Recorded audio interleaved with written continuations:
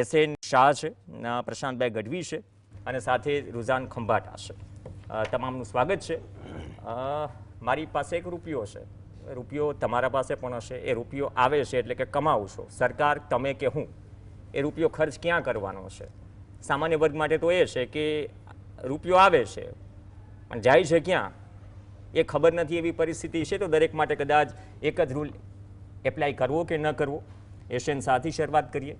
શાહ સાહેબ, ગયા વર્ષે પણ બજેટ ઐતિહાસિક હતું, આ વર્ષે પણ બજેટ ઐતિહાસિક છે. આપણે જે પરિસ્થિતિમાં છીએ, સરકાર તમામ સંભવિત પ્રયાસ કરશે. 3-4 એક સૂત્રો છે જે બહુ કોમન રિફ્લેક્ટ થાય છે સરકારની પ્રેસ નોટોમાં, ઉદ્બોધનમાં, કદાચ જોશ અને જોમ ભરવા માટે. આત્મનિર્ભરતા, સસ્ટેનેબલ, બેલેન્સ વિકાસ, આ બધા જ વચ્ચે સોના ચાંદી શેર બજાર પણ એક તરફ ચાલી રહ્યું છે અને બીજી તરફ નોકરીઓનો અવકાશ જે છે 2016 સુધી, આ એટલા માટે કેમ કે દરેક લોકોને અસર કરતો મુદ્દો છે. તમારી પાસે દરેક ક્લાયન્ટ આવતા હશે. 6% નોકરીઓ વધતી હતી, હવે 3% પર આવી ગયું સરકારના આંકડા મુજબ. તો ઓવરઓલ આપ આ બજેટમાં એવી કઈ 3 બાબતો છે જે ખરેખર ઉત્સાહ અને જોમ પૂરનારી છે અને એવી કઈ 3 બાબતો છે જે તમને લાગી રહી છે કે થશે? બેઝિકલી તમારી વાત એક રીતે સાચી છે કે બજેટ એ જે એમ્પ્લોયમેન્ટ પર ફોકસ કરવા ટ્રાય કરવા પ્રયત્ન કર્યો છે, પણ એનું રિઝલ્ટ શું આવશે તો આવતી સાલ ખબર પડશે, અથવા તો નવા આંકડા આવશે એમાં ખબર પડશે. ગવર્મેન્ટે આ વખતના બજેટમાં જે જોમ પૂરવારી જે તમે 3 વસ્તુઓ કીધી, એમાં ઇન્ફ્રાસ્ટ્રક્ચરના સ્પેન્ડિંગ પર જે ગવર્મેન્ટે છેલ્લા 2014થી આ ગવર્મેન્ટનો જે ભાર રહ્યો છે એ ભારને ફર્ધર એ લોકોએ ધપાવ્યો છે. આ વખતે પણ બજેટમાં 12.2 લાખ કરોડ રૂપિયા ઇન્ફ્રાસ્ટ્રક્ચર માટે સ્પેર કર્યા છે. બીજું, આ ગવર્મેન્ટે બેઝિકલી ઇન્ફ્રાસ્ટ્રક્ચરમાં જે ફેરફાર કર્યો, એટલે ઇન્ફ્રાસ્ટ્રક્ચરનો જે ઉડીને આંખે વળગે એવું છે કે 2000 સુધીનું ઇન્ફ્રાસ્ટ્રક્ચર જુઓ અને 2000 પછીનું ઇન્ફ્રાસ્ટ્રક્ચર જુઓ, તો આ ગવર્મેન્ટે એ પોસિબલ કરી બતાવ્યું કે બોમ્બેથી દિલ્હી બાય રોડ તમે 12 થી 14 કલાકમાં જઈ શકો છો. જે પહેલાં ટ્રેનમાં પણ, રાજધાની જેવી ટ્રેનમાં પણ તમારે મિનિમમ 20 કલાક 23 કલાક થતા હતા, ડિલક્સમાં તો 36 કલાક થતા હતા. દેટ મીન્સ કે આ ગવર્મેન્ટનું જે ફોકસ છે કે ઇન્ફ્રાસ્ટ્રક્ચર વધારે, એટલે ઇન્ફ્રાસ્ટ્રક્ચરમાં જે કંઈ ખર્ચા થશે એની સામે ઇન્ફ્રાસ્ટ્રક્ચર જે પણ વસ્તુઓ છે, સ્ટીલ, સિમેન્ટ, લેબર, એની જે ડિમાન્ડ વધશે અને અલ્ટિમેટલી આપણને વિકાસના માર્ગે લઈ જશે. એટલે એક ઇન્ફ્રાસ્ટ્રક્ચર. આજે તમે રેલવેમાં જુઓ તો રેલવેમાં 2000 સુધીમાં જે અંગ્રેજો આપણને જે રેલવેની લાઈન આપી ગયા હતા એમાં માઇનોર મોડિફિકેશન સિવાયનું કોઈ કામ નહોતું કર્યું. છેલ્લા 10 વર્ષ, 12 વર્ષ અથવા 15 વર્ષમાં તમે જોતા હશો કે મુંબઈ દિલ્હી ફ્રેટ કોરિડોર જે આપણી નજર સામે છે, એવા 7 ફ્રેટ કોરિડોર ઓલરેડી 90% તૈયાર થઈ ગયા અને આજના બજેટમાં નવેસરથી 7 ફ્રેટ કોરિડોર બીજા ડિક્લેર કરવામાં આવ્યા. કારણ કે માલ સામાનની હેરફેર જેટલી સસ્તી બને અને જેટલી ઝડપી બને એ પણ બહુ જ જરૂરી છે કે જેથી કરીને દરેક વ્યક્તિને પોતાના પ્રોડક્ટનો માર્કેટનો અવકાશ મળે. તો મારી દ્રષ્ટિએ સેકન્ડ પોઈન્ટ જે છે એ આ રેલ ફ્રેટ કોરિડોર્સ માટેનો છે. બીજું, ભલે આ બજેટમાં નથી બોલ્યા પણ આજે ગવર્મેન્ટ તમે જોઈ રહ્યા છો કે 2014 સુધી આખા દેશમાં 40થી ઓછા એરપોર્ટ્સ હતા, અત્યારે 160 એરપોર્ટ એક્ટિવ થઈ ચૂક્યા છે. ઇન શોર્ટ, આ ગવર્મેન્ટનું જે ફોકસ છે વધારે પડતું જે દેખાય છે એ બેઝિકલી ઇન્ફ્રાસ્ટ્રક્ચર પર દેખાય છે. મોંઘવારી, પછી એમ્પ્લોયમેન્ટ, એ બધા જે પ્રોબ્લેમ્સ છે એ જ્યાં છે ત્યાં જ ચાલતા હોય એવું દેખાય છે. મોંઘવારીમાં ગવર્મેન્ટ ટ્રાય કરી રહી છે કે મોંઘવારીને કંટ્રોલ કરે. જીએસટી રિફોર્મ્સ જે લાવીને ગવર્મેન્ટે થોડુંક સસ્તું કરવા ટ્રાય કર્યું, પણ એની સામે અત્યારે ડોલરની સામે રૂપિયો જે નબળો પડ્યો છે અને આપણું જે સૌથી મોટી ઇમ્પોર્ટ છે ઓઇલ, એને જે ઇમ્પેક્ટ આવશે એના હિસાબે અલ્ટિમેટલી પાછી મોંઘવારીમાં બહુ એ જે પ્રક્રિયા છે, પહેલાં એવું લોજિક અપાતું હતું કે રૂપિયા સાથે દેશની સાંખ પડી રહી છે, પછી વર્તમાન સરકારમાં એવું ભૂતકાળમાં લોજિક અપાયું કે ભાઈ રૂપિયો નબળો નથી થઈ રહ્યો, ડોલર મજબૂત થઈ રહ્યો છે. અત્યારે રૂપિયાની જે સ્થિતિ છે, ડોલર થોડો નબળો છે છતાં રૂપિયો બારમાં એવું છે ઝોલા ખાઈ રહ્યો છે. તો એક મંત્રી કહે છે 1 ને 2 રૂપિયા ગણી લો. એટલે એ પ્રેક્ટિકલી પ્રોલિટિકલ કમેન્ટિંગ કહેવાય, પણ એની જે અસર આપણા અર્થતંત્રને પડી રહી છે એ કદાચ સરકાર શું બખૂબી જાણે છે. સરકાર બખૂબી જાણે છે અને છતાં પણ એમાં પણ એક સિલ્વર લાઇન એ છે કે આપણું ફોરેક્સ રિઝર્વ દર વર્ષે વધતું જાય છે.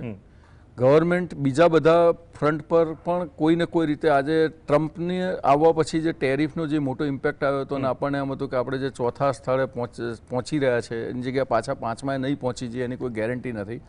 પણ ગવર્મેન્ટે સમહાવ અલગ અલગ દેશો સાથે FTA કર્યા, UK સાથે કર્યું, ઓમાન સાથે કર્યું, હમણાં EU સાથે 27 કન્ટ્રીઝ સાથે કર્યું, ન્યૂઝીલેન્ડ સાથે કર્યું.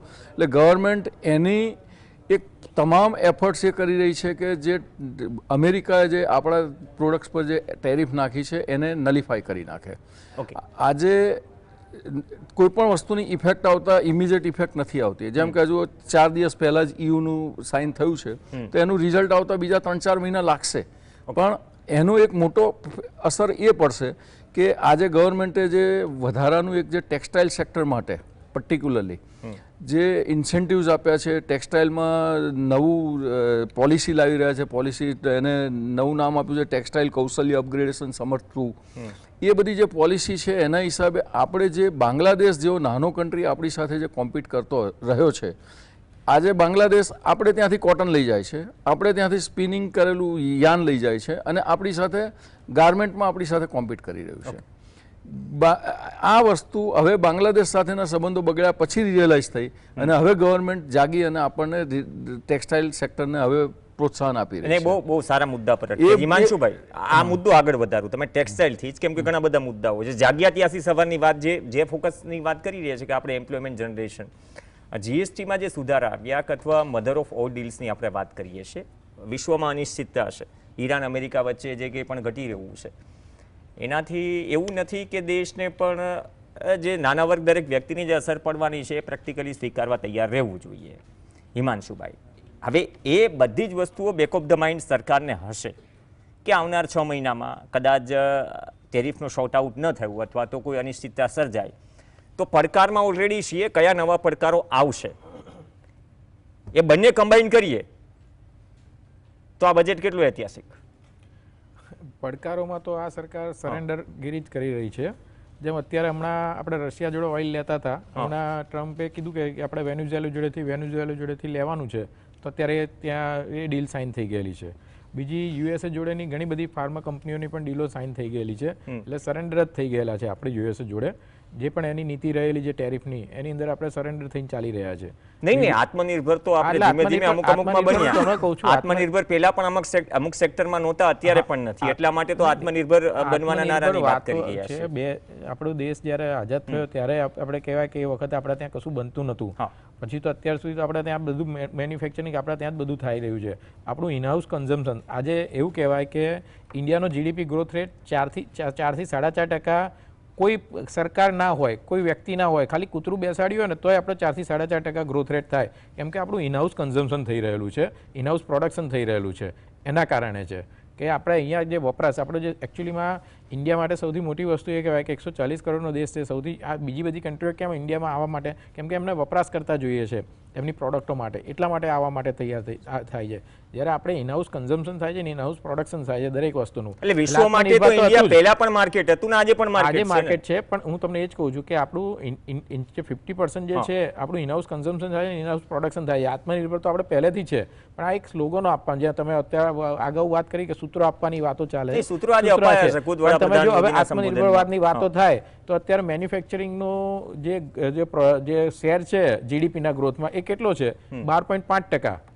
તમે સમજો કે GDPમાં ખાલી મેન્યુફેક્ચરિંગનો શેર 12.5% જ રહ્યો છે, જે 2014માં 15.6% હતો.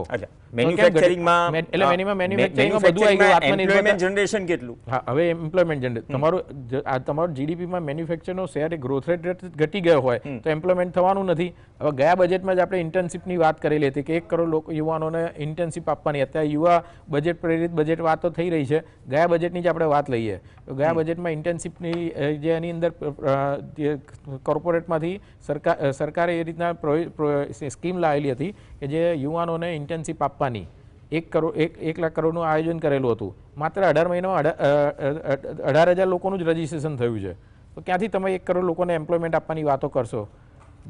તમે જો મેન્યુફેક્ચરિંગમાં ગ્રોથ રેટ દેખાતો હોય તો તમારું 12.5%નો શેર જે GDPનો છે એ વધીને 20% થઈ ગયો હોવો જોઈએ. જો તમે આત્મનિર્ભરતા આટલા વસ્તુમાં તમે લાવવાની વાત કરી તો એ થયું નથી.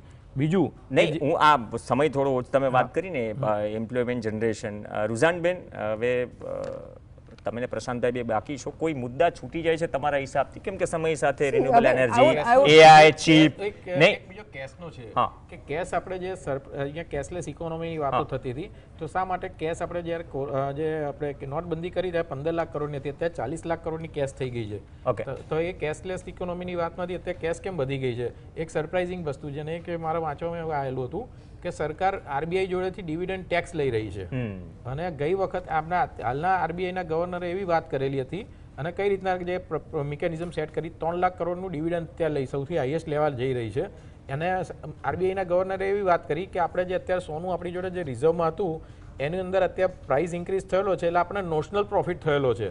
એ નોશનલ પ્રોફિટ સેટઅપ કરવા માટે બીજી 3 લાખ કરોડની કેશ નવી માર્કેટમાં લાવવાના છે. આ રીતના 40 લાખ કરોડની કેશ આપણે અત્યારે માર્કેટમાં થઈ રહી છે. મીના 10 મિનિટ લાગશે, જો 10 મિનિટ ઊભી રહેવા તો ઊભા રહો તમે લોકો. જી રુઝાનબેન, આ જરા મને આજે ખબર પડી કે અમે તો ગવર્મેન્ટ નોશનલ પ્રોફિટ કઈ રીતે ગણે છે અને કઈ રીતે લાવે. This is something very funny. તમારા કરતા સીએ વધારે હશે. એનીવે, કમિંગ બેક ટુ તમારો જે ક્વેશ્ચન છે, સી મેં એક ચીજ બહુ પોઝિટિવ જોઈ, અને પોઝિટિવ જોઈ એટલે એટલા માટે કારણ કે રેર અર્થ મેટલ માટે અત્યારે આપણે જે એના માટે જે સ્પેસ ફંડ ફાળવ્યું એની પાછળ આપણે ઓડિશા અને કેરલાને જ્યાં એના માટે એનું પ્રોડક્શન કરવાનું, અરે શું કહેવાય, એને પહેલાં તો એક્સટ્રેક્ટ કરશું ને પછી પ્રોડક્શન કરશું. પોઈન્ટ અત્યારે એ છે કે આ ક્યાંથી શીખ્યા, કારણ કે ચાઇનાએ આજે 4 થી 5 વર્ષ પહેલા પ્લાનિંગ કરી દીધેલું. કોઈએ બતાવ્યું નહીં, પણ અત્યારે જે રીતે સિલ્વર સ્ક્વીઝ આવે છે એને સિલ્વરને રેર અર્થ મેટલમાં નાખી દીધું, કારણ કે એને ફિઝિકલ. હું અત્યારે સિલ્વર લાઈનમાં હવે કદાચ નવી કહેવત આવી જશે, કારણ કે સિલ્વર લાઈન અત્યારે સિલ્વરનો જે ભાવ છે, હા, something very very serious I am talking about. હવે જે rare earth metal it's now becoming a economic warfare જેવું થવાનું છે. કેમ? કારણ કે માની લો કે આની પાસે ડોલર છે, યુએસ પાસે, કારણ કે ડોલર પર એ આખું રાજ કરે છે. આ લોકો જે ચાઇના કહે છે કે હું અર્થ મેટલ પર, કારણ કે અગર એક્ઝામ્પલ સિલ્વરથી જ લઈએ તો સિલ્વર ઈવીમાં બી થાય, સોલાર પેનલમાં બી થાય. હવે એઆઈના જે ઇમ્પોર્ટન્ટ ચિપ્સ ને કોમ્પોનન્ટ્સ બને છે એમાં બી સિલ્વરની જરૂરત છે, એટલે એને સિલ્વર લિમિટેડ છે, એવું નથી કે અનલિમિટેડ છે. જેમ આપણે ડોલર તો ધબ જેટલા છાપી નાખે, પણ સિલ્વર છપાય નહીં, ઇટ ઇઝ અનલિમિટેડ.